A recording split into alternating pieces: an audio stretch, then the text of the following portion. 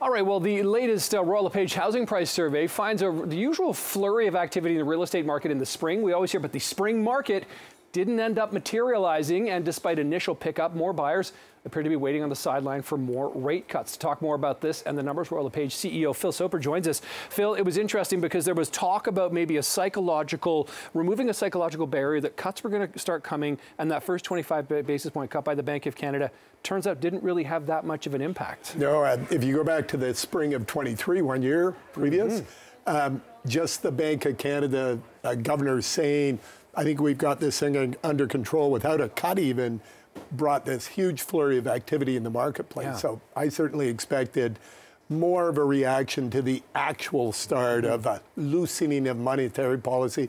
Didn't happen. Now, we did see existing homeowners put their homes on the market. So we had inventory levels righted. So it's first-time home buyers that I guess a quarter point just wasn't enough to get them got off the sidelines. I wonder if psychologically people are saying, okay, they've started, let's see how far they go before I decide to go back in. Do you see that in any of your polling, that people say, hey, maybe this is going to drop another 75 basis points? Yeah, in fact, some research we did a couple of months ago said only 10% of people who were on the sidelines were willing to move with a 25 basis point cut, a quarter of 1 percentage point.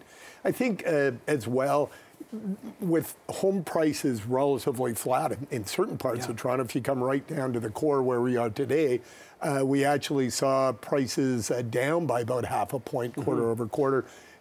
You're bang on, Nick. Some people are saying, I want to see home prices starting to appreciate and rates start to fall before I really feel comfortable getting back in the market. It's interesting, isn't it? Because if home prices go up as rates start to go down, the affordability may not necessarily be there, but I suppose it's like a psychological barrier, isn't it? Well, you know what? And it's I feel for young people who are their first time into the market. It's a big decision because there's a lot. There's rates, there's down payment, there's government regulation, and there's prices, and a lot of it you can't predict. So they're making judgment calls, and they will for their entire lives. So, but the first time it's a tough one. No doubt about that. So what else did these new numbers that you're releasing from the spring market really tell us or indicate to us about the state of the market? Well, the big give back after the pandemic occurred last year.